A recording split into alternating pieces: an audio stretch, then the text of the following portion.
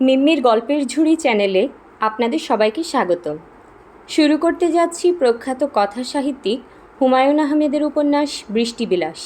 আজ শুনবেন উপন্যাসটির তৃতীয় পর্ব। শামা এক প্যাকেট বাবলগাম, একটা ইরেজার কিনল। পছন্দের ইরেজার বেছে বের করতে তার সময় লাগলো। বাজারে নানান ধরনের ইরেজার এসেছে।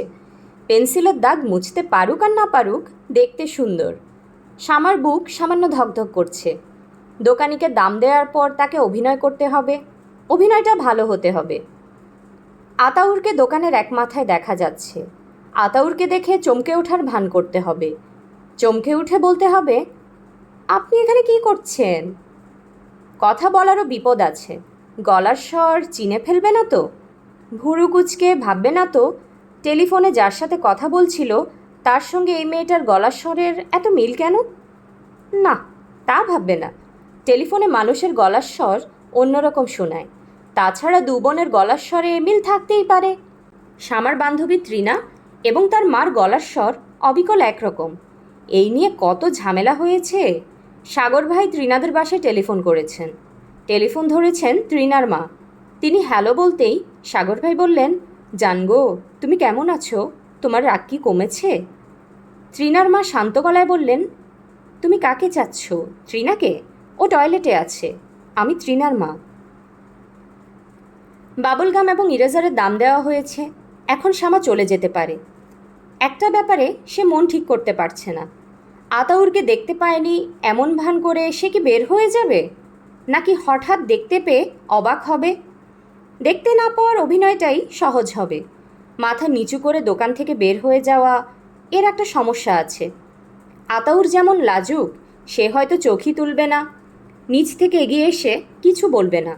চিন্তা করার জন্য আরেকটু সময় দরকার। আরও কিছু কিনলে হয়। দাম 20 টাকার মধ্যে হতে হবে। তার সঙ্গে 30 টাকা আছে। এই 30 টাকা থেকে রিক্সা ভাড়াও দিতে হবে। শামা একটা নেল পলিশ রিমুভার কিনল। বোতলের মুখ খুলে নিজের নখে খানিকটা লাগালো। এই কাজগুলি করতে গিয়ে সময় পাওয়া যাচ্ছে। মিস্টার খাতাউরকে লক্ষ্য করতে পারছে। খুবই বিপজ্জনক পরিস্থিতি। দুজন দুজনকে আর চোখে লক্ষ্য করতে করতে একসময় চোখাচোখি হয়ে যাবে।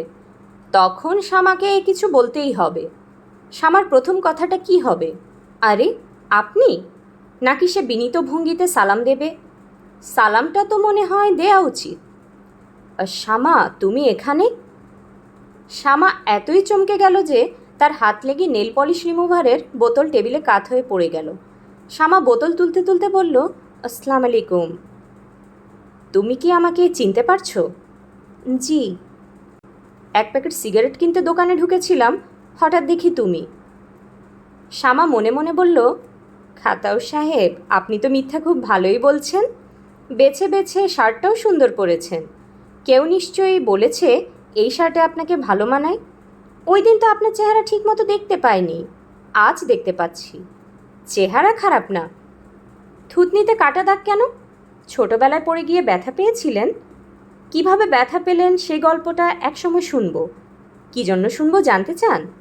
শুনবো কারণ আপনি কেমন গল্প বলতে পারেন সেটা জানার জন্য। বেশিরভাগ মানুষই গল্প বলতে পারে না। যেমন আমার বাবা। বাবা যেহেতু আপনাকে পছন্দ করেন, কাজেই ধরে নিতে পারি আপনিও বাবার মতো গল্প বলতে পারেন না। শামা দোকান থেকে বের হলো। তার পেছনে পেছনে বের হলো আতাউর। শামা বলল, আজ আপনার অফিস নেই? আতাউর বলল, অফিস আছে, আমি ছুটি নিয়েছি। ছুটি নিয়েছেন কেন?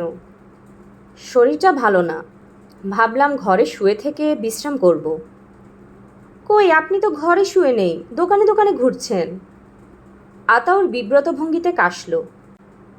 শামা বলল, আপনি সিগারেট ধরাচ্ছেন না তো, সিগারেট ধরান। আতাউর বলল, আমি সিগারেট খাই না। একটু আগে যে বললেন সিগারেট কেনার জন্য দোকানে ঢুকেছেন। আমার জন্য না, আমার বোনের হাজব্যান্ডের জন্য। দুলাভাই খুব সিগারেট খান। কেউ তাকে সিগারেট উপহার দিলে তিনি খুব খুশি হন। আমি মাঝে মাঝে তাকে সিগারেট দিই। ও আচ্ছা। শামা এখন কি করবে বুঝতে পারছে না। রিক্সা ঠিক করে বাসার দিকে রওনা হবে, নাকি ফুটপাতে দাঁড়িয়ে আরও কিছুক্ষণ গল্প করবে? এক জায়গায় দাঁড়িয়ে গল্প করা যায় না, গল্প করতে হয় হাঁটতে হাঁটতে, কিংবা কোথাও বসতে হয়। নয়ানির জমিদার মিস্টার আতাউর কি এই সহজ সত্যটা জানে? মনে হয় জানে না। আতাউর বলল, এশা কেমন আছে? শ্যামা বলল, ভালো আছে। হঠাৎ এশার কথা জানতে চাইছেন কেন? এমনি, কোনো কারণ নেই। ওকে তো আপনি দেখেনও নি। দেখেছি, একবার জানালা দিয়ে তাকিয়েছিল। তুমি কি এখন বাসায় চলে যাবে? জি। দাঁড়াও, রিক্সা ঠিক করে দেই। রিক্সা ঠিক করতে হবে না, আমি রিক্সা ঠিক করতে পারবো। আতাউর খুবই অস্বস্তির সঙ্গে বলল, শ্যামা, তুমি কি আমার সঙ্গে এক কাপ চা খাবে? কোথায় চা খাবেন? কোনো রেস্টুরেন্টে বসে, বা ধরো। শ্যামা তাকিয়ে আছে। আতাউর তার কথা শেষ করতে পারল না, অসহায় ভঙ্গিতে তাকালো। শ্যামা বলল, দুপুরবেলা কি চা খাবার সময়? না তা না, মানে। আচ্ছা ঠিক আছে, রিক্সা করে দেই। শ্যামা বলল, আপনার যদি খুব চা খেতে ইচ্ছা করে তাহলে আমার সঙ্গে বাসায় চলুন, আপনাকে চা বানিয়ে খাওয়াবো। আতাউর এমনভাবে তাকাচ্ছে যেন প্রস্তাবটা তার মনে ধরেছে। শ্যামা ভেবেই পাচ্ছে না জমিদার খাতাউর সাহেব বোকা নাকি। যদি সত্যি সত্যি মানুষটা বলে চলো যাই, তাহলে বুঝতে হবে মানুষটা বোকা। মেয়েদের সবচেয়ে বড় অভিশাপ হলো বোকা স্বামীর সঙ্গে সংসার যাপন। বোকা স্বামীরা স্ত্রীকে টেবিল ভাবে, ঘরের এক কোণায় টেবিলটা পড়ে থাকবে, চেয়ারের তাও নড়াচড়ার সুযোগ আছে, এক জায়গা থেকে আরেক জায়গায় নেওয়া হয়, টেবিলের সে সুযোগও নেই। শ্যামা বলল, আপনার চিন্তা কি শেষ হয়েছে? কি ঠিক করলেন? তোমাদের বাসায় কেউ কিছু মনে করবে না তো? মনে তো করবেই, কি মনে করে সেটা হলো কথা। এশা কি বাসায় আছে? জানি না। আতাউর অস্বস্তির সঙ্গে এদিক ওদিক তাকাচ্ছে। শ্যামা বলল, আপনি দ্রুত মন ঠিক করুন, এতক্ষণ রাস্তার উপর দাঁড়িয়ে কথা বলা যায় না। দেখুন না, সবাই তাকাচ্ছে আমাদের দিকে। তুমি কি যেতে বলছো? আমি কিছুই বলছি না, যা বলার আপনিই বলছেন। চলো যাই। দুটো রিক্সা ঠিক করুন, একটায় আমি যাব, পেছনে পেছনে আপনি যাবেন। তোমার মা কিছু মনে করবেন না তো? শ্যামা জবাব দিল না, তার খুবই বিরক্তি লাগছে। বাইরের বারান্দার কাঠের চেয়ারে আতাউরকে বসিয়ে শ্যামা ঘরে ঢুকল। আশ্চর্য ব্যাপার, বাসা খালি। সুলতানা তার ঘরে দরজা ভেজিয়ে শুয়ে আছেন। এশা নেই, মন্টুও নেই। কাজের মেয়েটা বাথরুমে কাপড় ধুচ্ছে। সদর দরজাও খোলা। যে কেউ দরজা খুলে টিভি ভিসিআর নিয়ে চলে যেতে পারত। সুলতানা মেয়েকে দেখে উঠে বসলেন। শ্যামা বলল, মা, শরীর খারাপ? সুলতানা বললেন, সামান্য গা গরম। তোমাকে বিছানা থেকে নামতে হবে না, শুয়ে থাকো। এশা কোথায়? মন্টু কোথায়? মন্টু কোচিং সেন্টারে, সন্ধ্যাবেলায় আসবে। এশা কখন আসবে কিছু বলে যায়নি। দুপুরের খাবার কি? ডাঁটা দিয়ে চিংড়ি মাছ। আর কিছু নেই? না, ডাঁটা দিয়ে চিংড়ি মাছ তো তোর পছন্দ। ভাজা ভুজিয়ে কিছু করনি? না, ডাল আছে। ঘরে কি বেগুন আছে মা? বেগুন আছে। বেগুন ভাজা খাবি? তোমাকে ভাজতে হবে না, কাজের মেয়েটাকে বলে দাও। আর একটু আলু ভাজিও করতে বলো, দুপুরে একজন গেস্ট খাবে। কে? শ্যামা জবাব না দিয়ে হাসল। সুলতানা গেস্টের ব্যাপারটায় গুরুত্ব দিলেন না। শ্যামার বান্ধবীদের কেউ কেউ হঠাৎ এসে পড়ে বলে ভাত খাবো, তেমনই কেউ হবে। সুলতানা বললেন, আগে থেকে খবর দিয়ে রাখলে তো গোশত রান্না করতাম। শ্যামা বলল, আমার 1000 টাকা তুমি আজ আমাকে দেবে। দুপুরে খাবার পর আমি উপহার কিনতে যাব। ভয় নেই, একা যাব না। দুপুরে যে গেস্ট আমার সঙ্গে খাচ্ছে তাকে সঙ্গে করে নিয়ে যাব। আর বাসায় ফিরব না, বিয়ে বাড়িতে চলে যাব। সারা রাত থেকে পরদিন ফিরব। আজ রাতেই বিয়ে? হ্যাঁ, আজ 17 তারিখ না? কোনো সমস্যা নেই মা, বাবার কাছ থেকে পারমিশন নেওয়া আছে। উপহার কিনে বিয়ে বাড়িতে যাবার কোনো দরকার নেই। বাসায় ফিরবি, তোর বাবাকে বলে তারপর যাবি। তোর বাবা তোকে পৌঁছে দিয়ে আসবে। আমাকে বাসায় ফিরতেই হবে? অবশ্যই। তোর বাবার সঙ্গে দেখা না করে গেলে সে যে কি হইচইটা করবে বুঝতে পারছিস না। বিয়ে বাড়িতে উপস্থিত হবে। তুই তোর বাবাকে চিনিস না? আমার ধারণা বিকেলে না ফিরলে বাবা খুশিই হবেন। যাই হোক মা, তুমি কাজের মেয়েটাকে ইনস্ট্রাকশন দিয়ে দাও দেখি তোমার জ্বরের অবস্থা। জ্বর আছে, তুমি শুয়ে থাকো, বিছানা থেকে নামবে না। আতাউর চুপচাপ বারান্দায় বসে আছে। এ বাড়িতে হঠাৎ এসে সে যতটা অস্বস্তি বোধ করবে বলে ভেবেছিল ততটা অস্বস্তি বোধ করছে না, বরং ভালো লাগছে। এ বাড়ির বারান্দাটা সুন্দর। বাড়ির সামনে অনেক গাছপালা থাকায় রাস্তা থেকে কিছু দেখা যায় না। সে বসে আছে বাইরের বারান্দায়, অথচ তার কাছে মনে হচ্ছে সে বাড়ির ভেতরেই বসে আছে। তাকে কেউ দেখতে পাচ্ছে না, সে সবাইকে দেখছে। শ্যামা বারান্দায় এসে দাঁড়ালো। আতাউর সঙ্গে সঙ্গে চেয়ার ছেড়ে উঠে দাঁড়ালো। শ্যামা বলল, আমাকে দেখে উঠে দাঁড়ালেন কেন? আতাউর বলল, বুঝতে পারছি না কেন, মনে হয় অভ্যাস বলে। শ্যামা বলল, এখন বাজে প্রায় 2টা, চা না খেলে হয় না? হয়, আমার চায়ের তেমন অভ্যাস নেই। 1 গ্লাস ঠান্ডা পানি দাও। আমাদের বাসায় ফ্রিজ নেই, বাড়িওয়ালা চাচার বাসায় আছে। আমি ঠান্ডা পানি এনে দিচ্ছি। আপনি খেয়ে চুপচাপ আধা ঘন্টার মতন বসে থাকতে পারবেন? হ্যাঁ, পারবো। শোনো, ঠান্ডা পানি লাগবে না, নর্মাল পানি দিলেই হবে। আপনি আধা ঘন্টা বসে থাকবেন, আধ ঘন্টার মধ্যে আমি গোসল সারবো, তারপর আপনি আমার সঙ্গে ভাত খাবেন। না না, ভাত খাবার দরকার নেই। দুপুরবেলা আপনি এসেছেন আর আমি আপনাকে ভাত না খাইয়ে ছেড়ে দেব? অসম্ভব। আপনি আমার সঙ্গে ভাত খাবেন, তারপর আমি আপনাকে নিয়ে বের হব। কোথায় যাবে? আমার এক বান্ধবীর আজ বিয়ে, তার জন্য গিফট কিনব। আপনি সঙ্গে থাকবেন। তারপর আপনি আমাকে ওই বান্ধবীর বাসায় পৌঁছে দেবেন। বান্ধবীর বাড়ি উত্তরায়। পারবেন না? পারবো। আমার কাণ্ড কারখানা কি আপনার কাছে খুব অস্বাভাবিক লাগছে? না। মা এখনও জানে না যে আপনি এসেছেন। মাকে আমি কিছুই জানাইনি। আপনাকে যখন খাবার জন্য ভেতরে ডাকবো তখনই মা প্রথম দেখবে এবং বিরাট একটা ধাক্কার মতো খাবে। তার মনও খুব খারাপ হবে। মন খারাপ হবে কেন? মন খারাপ হবে কারণ আজ দুপুরে খাবার আয়োজন খুবই খারাপ। মা আপনাকে দেখে কি চমকানিটাই না চমকাবে, এটা ভেবেই আমার ভালো লাগছে। তুমি মানুষকে চমকে দিয়ে মজা পাও? হ্যাঁ, খুব মজা পাই। পত্রিকা দেব? বসে বসে পত্রিকা পড়বেন? কিচ্ছু দিতে হবে না, তুমি গোসল করে আসো। এর মধ্যে যদি এশা চলে আসে তাহলে এশাকে অবশ্যই বলবেন আপনার কথা যেন মাকে কিছু না বলে। বলতে পারবেন না? পারবো। বাথরুমে ঢোকার মুখে সুলতানা মেয়েকে ধরলেন। বিস্মিত গলায় বললেন, তুই কার সঙ্গে কথা বলছিলি? শ্যামা সহজ গলায় বলল, আমি তো আগেই বলেছি আমার গেস্ট, দুপুরে খাবে। পুরুষ মানুষ তোর গেস্ট মানে? পুরুষ মানুষ আমার গেস্ট হতে পারে না? সুলতানা চাপা গলায় বললেন, হাসবি না শ্যামা, রঙ্গরসিকতাও করবি না। এই ছেলেকে? আমার পরিচিত। কোন সাহসে তুই তাকে নিয়ে বাসায় উপস্থিত হলি? তোর মাথায় বুদ্ধিশুদ্ধি নেই? এক্ষুনি চলে যেতে বল। ভদ্রলোক দুপুরে খাবেন বলে বসে আছেন, এখন কি করে তাকে চলে যেতে বলি? তোমার যদি এতই অসহ্য লাগে তুমি চলে যেতে বলো। আমি বলবো কেন? তুই দাওয়াত করে এনেছিস, তুই বলবি। আচ্ছা যাও, আমিই বলবো। গোসল সেরে নেই, তারপর বলি। বলে এসে তারপর বাথরুমে ঢুকবি। তোর সাহস দেখে আমি হতভম্ব। তুই একে নিয়ে বিয়ে বাড়িতে যাওয়ার ফন্দি করেছিস? এত ফন্দি থেকে কার কাছ থেকে শিখেছিস? শ্যামা মাকে সরিয়ে বাথরুমে ঢুকে গেল। সুলতানা বাথরুমের দরজার সামনে থেকে নড়লেন না, ক্রমাগত গজরাতে থাকলেন। শ্যামার খুব মজা লাগছে। হঠাৎ তার মনে হলো সে তার দীর্ঘ জীবনে এত আনন্দ পায়নি। এরকম মনে হবার কারণ কি? এই ছেলের সঙ্গে তার পরিচয় নেই, প্রেম নেই। ঘন্টার পর ঘন্টা তারা গুজগুজ করে গল্প করেনি, লম্বা লম্বা চিঠি চালাচালি করেনি। অথচ এখন এই মুহূর্তে তার কথা ভাবতে ভালো লাগছে। শুধু যে ভালো লাগছে তা না, বুকের মধ্যে ব্যথা ব্যথা লাগছে। এটাই কি প্রেম?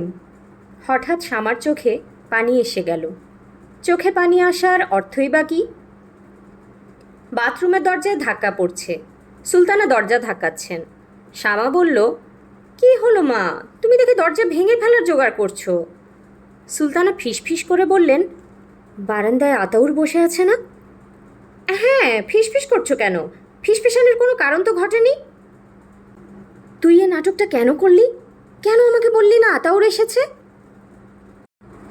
মা প্লিজ, ফিসফিস করবে না তো। মনে হচ্ছে তুমি কথা বলছো না, হাঁস কথা বলছে। ঘরে খাবারের আয়োজন এত খারাপ, তুই এটা কি করলি বলতো মা? আমি কিছুই করিনি। তোমার কি ধারণা আমি দাওয়াত করে নিয়ে এসেছি? ভদ্রলোক নিজেই এসেছেন।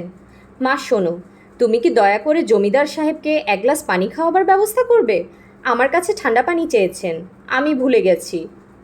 কি সর্বনাশের কথা! তুই ভুললি কি করে? না জানি কি মনে করছে। কিছুই মনে করছে না মা।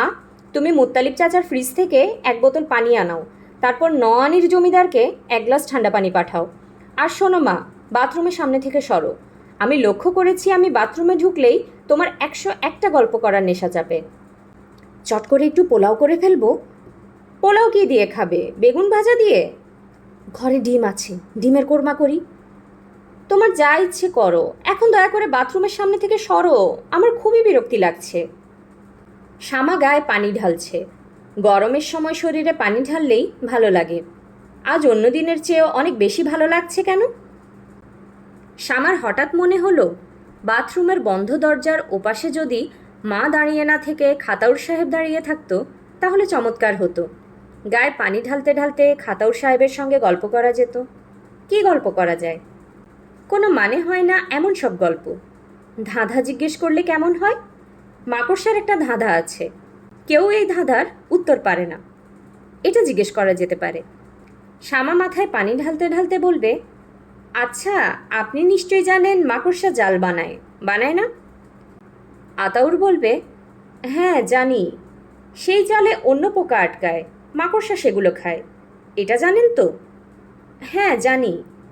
আচ্ছা, তাহলে বলুন, মাকড়সা তো পোকাই, সে কেন নিজের জালে নিজে আটকায় না? বাড়ি দেখে শামা হকচকিয়ে গেল। সে অনেকবার শুনেছে মীরাদের বিরাট বাড়ি। সেই বিরাট বাড়ি যে এই হুলস্থুল তা বুঝতে পারেনি। এমন বাড়ির একটা মেয়ে ইডেন কলেজে পড়বে কেন? সে পড়বে দেশের বাইরে, ইংল্যান্ড আমেরিকায়, না হলে দার্জিলিং। এমন বাড়ির মেয়ে ফুটপাতে দাঁড়িয়ে ফুচকা খায়, এটা ভাবাই যায় না। শামা গেটের বাইরে দাঁড়িয়ে আছে। বাড়ির নাম্বার ঠিক আছে, নামও ঠিক আছে, হ্যাপি কটেজ। সব ঠিক থাকার পরেও তো ভুল হতে পারে। হয়তো এটা মীরাদের বাড়ি না, অন্য কারো বাড়ি। একই নামে দুটো বাড়ি তো থাকতেই পারে। আতাউর বলল, এই বাড়ি? শামা বলল, তাই তো মনে হয়। তুমি আগে আসোনি? না। কি বিশাল ব্যাপার! শামা বলল, আপনি চলে যান। আতাউর দাঁড়িয়ে রইল, নড়ল না। শামা বলল, দাঁড়িয়ে আছেন কেন? চলে যান। আতাউর বলল, যেতে ইচ্ছে করছে না। তোমার সঙ্গে অনেকক্ষণ থাকলাম তো, অভ্যাস হয়ে গেছে। মানুষটা চলে যাচ্ছে। হঠাৎ করে শামার তীব্র ইচ্ছা হলো মানুষটাকে একটু ছুঁয়ে দেয়। তার শরীর ঝিমঝিম করছে, নিঃশ্বাস বন্ধ হয়ে আসছে। মনে হচ্ছে মানুষটাকে ছুঁয়ে না দিলে সে আর নিঃশ্বাস নিতে পারবে না। একটা অজুহাত তৈরি করে কি মানুষটাকে ছুঁয়ে দেওয়া যায় না? সে কি বলতে পারে না, এই যে শুনুন, আপনার কপালে এটা কি লেগে আছে? খুব স্বাভাবিকভাবে এই কথাটা বলে সে কপালে হাত দিতে পারে। কপালে হাত দিয়ে অদৃশ্য ময়লা সরিয়ে ফেলা। মানুষটার নিশ্চয়ই এত বুদ্ধি নেই যে কপালে ময়লার আসল রহস্য ধরে ফেলবে। এই জাতীয় ব্যাপারগুলোতে পুরুষদের বুদ্ধি কম থাকে। হ্যাপি কটেজের বারান্দায় তৃণা দাঁড়িয়ে আছে। সে শামাকে দেখে হাত নাড়ছে। শামা বাড়ির ভেতর ঢুকল।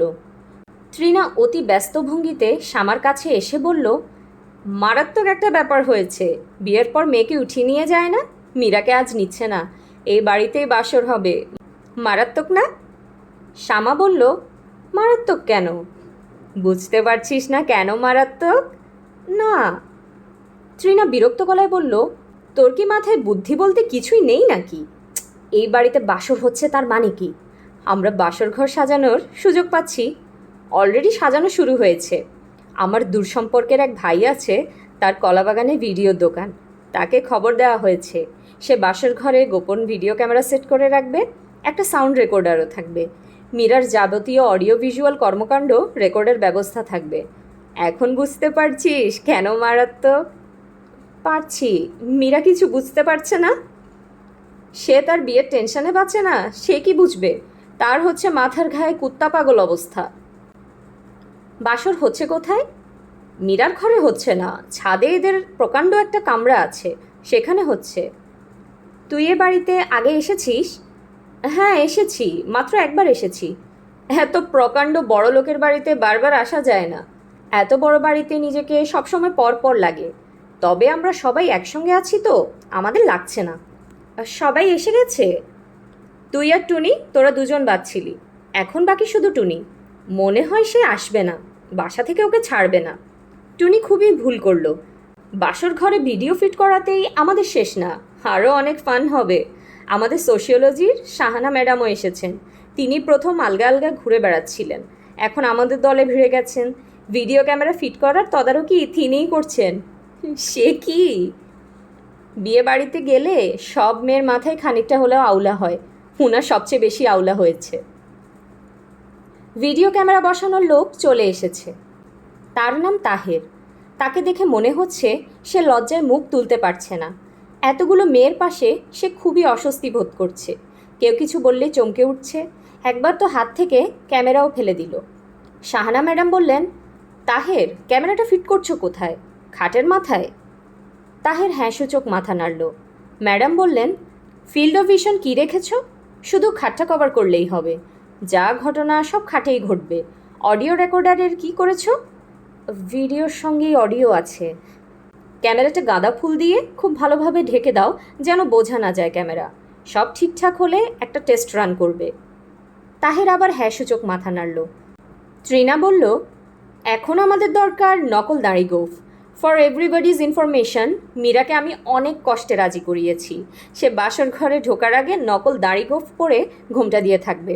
তার স্বামী ঘোমটা খুলে দাড়ি গোঁফওয়ালা স্ত্রী দেখে যে কাণ্ডটা করবে, আমাদের ভিডিওতে তা ধরা থাকবে। জুথি বলল, মীরা কি জানে তার বাসর ঘরে ভিডিও ক্যামেরা বসানো হয়েছে? ত্রিনা বলল, আমরা এই কজন ছাড়া কেউ জানে না। বাইরের মানুষের মধ্যে শুধু মীরার মা জানেন। শ্যামা বিস্মিত হয়ে বলল, উনি কিছু বলেননি? খালা কিছুই বলেননি, উনি বরং সবচেয়ে বেশি মজা পাচ্ছেন। প্রথম মেয়ের বিয়েতে সবচেয়ে বেশি ফান পায় মেয়ের মা। 1,00,000 টাকা বাজি, উনি মেয়ের বাসর ঘরের ভিডিও দেখতে চাইবেন। সাহানা ম্যাডাম বললেন, মেয়েরা তোমরা খেয়াল রেখো কোনো ছেলে যেন এদিকে না আসে। 3 তলার ছাদ out of bound for everybody. Trina বলল, মিস্টার হুক্কা কি আসতে পারবেন? না, হুক্কাও আসতে পারবে না। শ্যামা বলল, হুক্কাকে? ত্রিনা বলল, মীরার সম্পর্কে ভাই। আমরা নাম দিয়েছি হুক্কা। সে তার চশমা খুঁজে পাচ্ছে না। তার ধারণা আমরা চশমা লুকিয়ে রেখেছি। বারবার দূর থেকে আসছে আমাদের কাছে। হুক্কা নাম কেন? ফানি টাইপ ক্যারেক্টার, এই জন্যেই হুক্কা নাম দেয়া হয়েছে। একসময় মীরা হুক্কার প্রেমে হাবুডুবু খাচ্ছিল, কিন্তু হুক্কা সাহেব পাত্তাই দেননি। আমরা ঠিক করেছি হুক্কা সাহেবকেও একটু টাইট দেব। শ্যামা এক কোণায় বসে বাসর ঘরের ফুল সাজানো দেখছে। গাঁদা ফুল আর বেলি ফুল, এই 2 রকমের ফুল মশারি স্ট্যান্ড থেকে ঝুলছে। বিছানায় থাকছে শুধু গোলাপ। সাহানা ম্যাডাম এখন গোলাপের কাঁটা বাঁধছেন। টুনিও চলে এসেছে। জবরজং সাজে সেজেছে। টুনিকে দেখে সবাই হৈ হৈ করে উঠল। জুথি বলল, তোকে তো একেবারে বিহারিদের মতো লাগছে। মনে হচ্ছে তুই মোহাম্মদপুরের পাকিস্তান কলোনিতে থাকিস। হাওয়াই মিঠাইওয়ালা শাড়ি তুই পরলি কি মনে করে? সবাই হো হো করে হেসে উঠল। শ্যামা লক্ষ্য করল তার কিছুই ভালো লাগছে না। নিজেকে আলাদা এবং একলা লাগছে। মনে হচ্ছে এদের কারো সঙ্গেই তার কোনো যোগ নেই। তার যোগ অন্য কোথাও, অন্য কোনোখানে। তার চোখ কেন জানি জ্বালা করছে, মাথাও ভার ভার লাগছে। বাথরুমে ঢুকে চোখে মুখে পানি দিলে হয়তো ভালো লাগবে। 3 তলায় নিশ্চয়ই বাথরুম আছে। কাউকে জিজ্ঞেস করে জানতে হবে বাথরুমটা কোথায়। কাউকে জিজ্ঞেস করতেও ইচ্ছে হচ্ছে না। তার ইচ্ছে করছে বাসায় চলে যেতে। আতাউরকে টেলিফোন করে বললে কেমন হয়? ফিসফিস করে বলা, এই শোনো, আমার শরীরটা ভালো লাগছে না, তুমি একটা বেবি ট্যাক্সি নিয়ে চলে এসো তো, আমাকে বাসায় নিয়ে যাও। মানুষটাকে তুমি করে সে কি কখনো বলতে পারবে? মনে হয় না। বিয়ের পরেও হয়তো আপনি আপনি করেই বলবে। ত্রিনা শ্যামার কাছে এগিয়ে এসে বলল, তোর কি হয়েছে? শ্যামা বলল, কিছু হয়নি। কিছু একটা হয়েছে। তোকে দেখে মনে হচ্ছে তোর উপর দিয়ে ঘন্টায় 100 কিলোমিটার বেগে ঝড় বয়ে যাচ্ছে। কেমন জবুথবু হয়ে বসে আছিস, সমস্যা কি? কোনো সমস্যা নেই। সমস্যা অবশ্যই আছে, বলতে চাইলে বলতে পারিস। উড়া উড়া শুনছি তোর বিয়ে ঠিক হয়েছে। তুই নিজের মুখে আমাদের বলছিস না কেন? কেন আমরা উড়া উড়া শুনবো? ছেলে পছন্দ হয়নি তাই তো? বল হ্যাঁ বা না। শ্যামা চুপ করে রইল। তৃণা নিঃশ্বাস ফেলে বলল, অ্যারেঞ্জড ম্যারেজে এরকম হবে। বাবা মা ধরে বেঁধে এক বান্দর নিয়ে আসবে, হাসি মুখে সেই বান্দরকে বিয়ে করতে হবে। বাকি জীবন সেই বান্দর গলায় ঝুলে থাকবে, তাকে আর গলা থেকে নামানো যাবে না। এখানে শ্যামাকে। শ্যামা চমকে তাকালো। এ বাড়ির কোনো বুয়াই হবে, তাকে খুঁজছে। শ্যামাকে, শ্যামা। শ্যামা কাঁপা গলায় বলল, আমি শ্যামা, কি হয়েছে? দোতলায় জানাফা, আপনার টেলিফোন। শ্যামা ভেবেই পেল না কে তাকে এ বাড়িতে টেলিফোন করবে। এ বাড়ির টেলিফোন নাম্বার সে নিজেই জানে না। টেলিফোনে কি কোনো খারাপ সংবাদ অপেক্ষা করছে? আজকে শনিবার, শনিবারটা শ্যামার জন্য খুব খারাপ। শনিবার মানেই কোনো না কোনো খারাপ সংবাদ আসবেই। শ্যামা বলল, টেলিফোন কোন ঘরে? বুয়া বিরক্ত গলায় বলল, টেলিফোন সব ঘরে আছে, আপনি দোতলায় চলেন। সিঁড়ি দিয়ে নামার সময় শ্যামা দেখল হলুদ ব্লেজার পরা এক ভদ্রলোক সিঁড়ি বেয়ে দোতলায় উঠছেন। বেটে খাটো মানুষ, মাথা ভর্তি চুল। বিরক্তিতে তার চোখ কুঁচকে আছে। তবে সিঁড়ি বেয়ে উপরে ওঠার মধ্যে ছেলে মানুষই আছে। লাফিয়ে লাফিয়ে উঠছে, যেন সিঁড়ি বেয়ে ওঠাও একটা খেলা। ভদ্রলোকের চেহারাতেও ছেলে মানুষই আছে। খুব অল্প সংখ্যক মানুষই পৃথিবীতে জন্মায় যাদের দিকে একবার তাকালে আর চোখ ফিরিয়ে নিতে ইচ্ছে করে না। এই ভদ্রলোক সেরকম। বাসে এই ভদ্রলোকের পাশে বসলে কোনো মেয়েই অস্বস্তি বোধ করবে না। ভদ্রলোক শ্যামাকে দেখে চট করে দাঁড়িয়ে পড়লেন। গম্ভীর গলায় বললেন, এক্সকিউজ মি, আপনি কি মীরার বান্ধবীদের একজন? জি। আমি আমার চশমা 3তলার খাবারের টেবিলে রেখে বাথরুমে হাত মুখ ধুতে গিয়েছিলাম। হাত মুখ ধুয়ে এসে দেখি চশমাটা নেই। আমার মায়োপিয়া আছে, চশমার পাওয়ার 3 ডায়োপ্টার। আমার খুবই অসুবিধা হচ্ছে। এর মধ্যে সিঁড়িতে দুবার হোঁচট খেয়েছি। আমার ধারণা মীরার বান্ধবীরা মজা করার জন্যে চশমা লুকিয়ে ফেলেছে। এটা ঠিক না। আপনি মীরার বান্ধবীদের একজন, আপনি কি চশমাটা খুঁজে পাবার ব্যাপারে আমাকে সাহায্য করবেন? আপনি কি জানেন চশমাটা কার কাছে? জি না। প্রথম ভুলটা আমিই করেছি। চশমা সঙ্গে নিয়ে বাথরুমে ঢোকা উচিত ছিল। এমন তো না যে বাথরুমে চশমা রাখার জায়গা নেই, বেসিনে রাখা যেত। তবে একবার বেসিনে রেখেছিলাম, বেসিন থেকে পড়ে চশমার গ্লাস ফ্রেম থেকে বের হয়ে এসেছিল। সরি, আপনাকে আটকে রেখেছি, কিছু মনে করবেন না। ভদ্রলোক আগের মতোই লাফিয়ে লাফিয়ে সিঁড়ি ভেঙে দোতলায় উঠতে লাগলেন। শ্যামার খুবই মজা লাগছে। কোনো বয়স্ক মানুষকে এভাবে সিঁড়ি ভেঙে উঠতে সে আগে কখনো দেখেনি। হড়বড় করে অকারণে এত কথা বলতেও শুনেনি। ভদ্রলোক এমনভাবে কথা বলছিলেন যেন শ্যামাকে তিনি অনেক দিন থেকে চিনেন।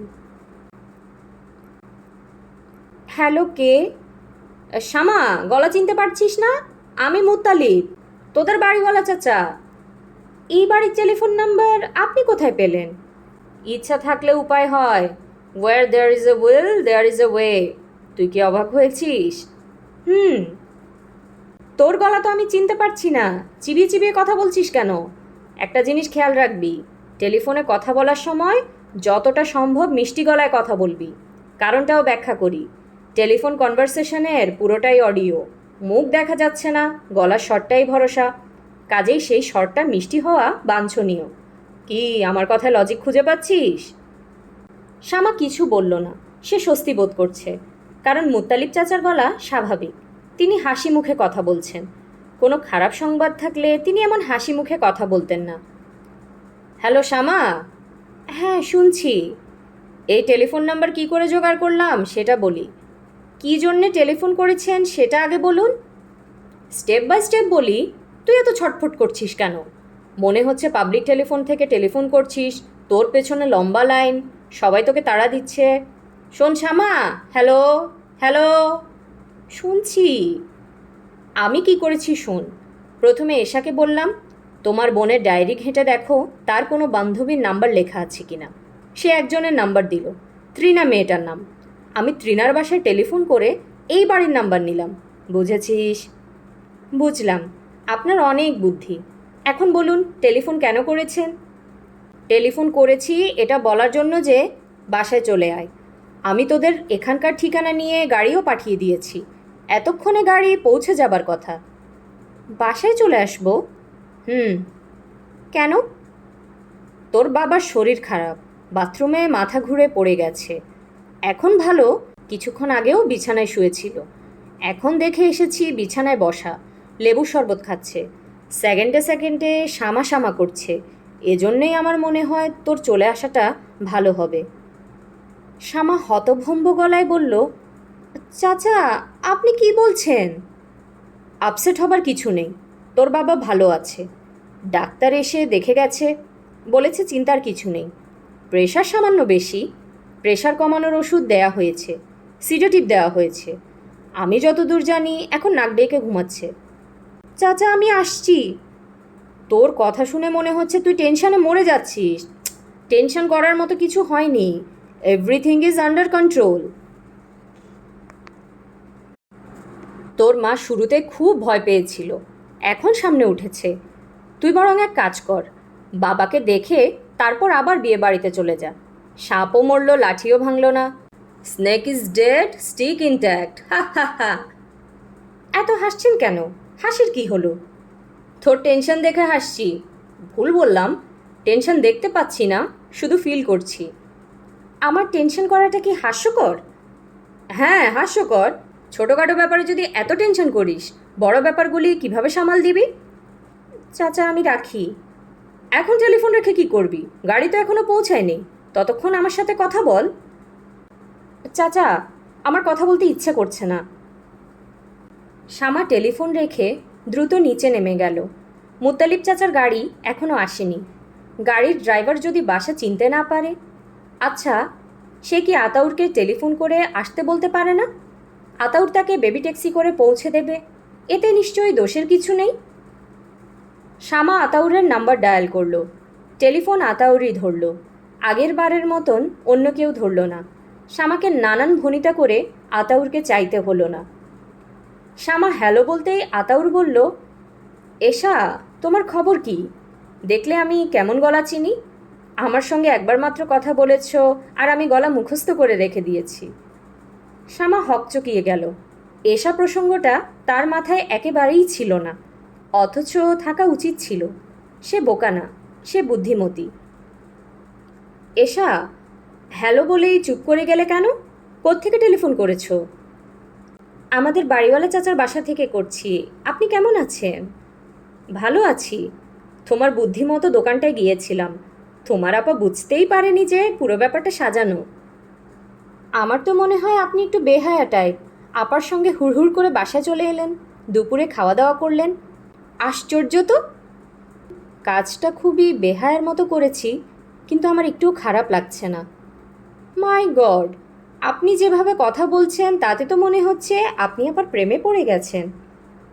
তুমি যেভাবে কথা বলছো তাতে মনে হচ্ছে প্রেমে পড়াটা অপরাধমূলক। অবশ্যই অপরাধমূলক। যে মেয়ের সঙ্গে বিয়ে ঠিকঠাক তার প্রেমে পড়াটা অপরাধ। অপরাধ কেন? বিয়ে ঠিকঠাক হওয়া মেয়ের প্রেমে পড়া মানে লাইসেন্স করে প্রেমে পড়া। তুমি তো খুব গুছিয়ে কথা বলো। আমি গুছিয়ে কথা বলি টেলিফোনে, সামনাসামনি আমি একেবারেই কথা বলতে পারি না। আচ্ছা শুনুন, আপা কি আপনাকে মাকড়সার ধাঁধাটা জিজ্ঞেস করেছে? মাকড়সার কোন ধাঁধা? আপার একটা মাকড়সার ধাঁধা আছে, ওই ধাঁধাটা সে সবাইকে জিজ্ঞেস করে, আপনাকেও করবে। আপনার বুদ্ধি টেস্ট করার জন্যে জিজ্ঞেস করবে। ধাঁধার উত্তর দিতে না পারলে আপার মন খারাপ হবে, সে ভেবেই নেবে আপনার বুদ্ধি কম। আমি পারবো না, এমনিতেই আমার বুদ্ধি কম, ধাঁধার বুদ্ধি আরও কম। মাকড়সার ধাঁধাটা আপনি পারবেন, কারণ আমি উত্তরটা শিখিয়ে দিচ্ছি। উত্তরটা হলো, মাকড়সা দু রকমের সুতা দিয়ে জাল বানায়। এক রকমের সুতা থাকে আঠা লাগানো, আরেক রকমেরটায় আঠা থাকে না। যে সুতায় আঠা লাগানো থাকে না, মাকড়সা তার উপর দিয়ে হাঁটে বলে সে জালে আটকায় না। আমি তো কিছুই বুঝতে পারছি না, তুমি কী বলছো? আপনি তো ধাঁধাটা জানেন না, শুধু উত্তরটা জানেন, এই জন্য কিছু বুঝতে পারছেন না। বুঝতে না পারলেও ক্ষতি নেই, উত্তরটা জেনে রাখুন। আচ্ছা শুনুন, আমি রাখি। শামা টেলিফোন নামিয়ে ঘর থেকে বের হলো। আর তখনই তার সব বান্ধবীরা সিঁড়ি দিয়ে নামলো। বান্ধবীদের সঙ্গে মিস্টার হুক্কা আছেন, সাহানা ম্যাডামও আছেন। সবাই তাকিয়ে আছে তার দিকে। মিস্টার হুক্কা কঠিন গলায় বলল, এক্সকিউজ মি, আপনার বান্ধবীরা বলছে আপনি আমার চশমা আপনার হ্যান্ডব্যাগে লুকিয়ে রেখেছেন। কাজটা ঠিক করেননি। জোক ভালো, but not all the expense of someone. Shyama বলল, আমি আপনার চশমা লুকিয়ে রাখিনি। তৃণা বলল, তোর হ্যান্ডব্যাগ খুলে দেখিয়ে দে না, হ্যান্ডব্যাগে কিছু নেই, এত কথার দরকার কি? তৃণা মুখ চেপে হাসছে। শ্যামার বুক ধক করে উঠল। সে এখন পুরোপুরি নিশ্চিত তার হ্যান্ডব্যাগে ভদ্রলোকের চশমা আছে। তৃণা এক ফাঁকে লুকিয়ে রেখেছে। শ্যামা হ্যান্ডব্যাগ খুলে চশমা বের করল। তার চোখে পানি এসে যাচ্ছিল। সে অনেক কষ্টে চোখের পানি আটকে বলল, আই এম সরি। ভদ্রলোক চশমা নিতে নিতে বললেন, কিছু কিছু অপরাধ আছে শুধু সরিতে কাটা যায় না। যাই হোক, আমি আপনার সরি গ্রহণ করেছি। আপনাকে একটা ছোট্ট উপদেশ দেবার ইচ্ছা ছিল, দিচ্ছি না, কারণ আমার মনে হয় না আপনার আমার সঙ্গে আবারও দেখা হবে। শুনছিলেন প্রখ্যাত কথা সাহিত্যিক হুমায়ুন আহমেদের উপন্যাস বৃষ্টি বিলাস। আজ শেষ হলো উপন্যাসটির 3য় পর্ব। পরবর্তী পর্বগুলো শোনার জন্য কাইন্ডলি চ্যানেলটি সাবস্ক্রাইব করবেন এবং গল্প পাঠ ভালো লাগলে লাইক এবং কমেন্ট দিয়ে পাশে থাকবেন। ধন্যবাদ।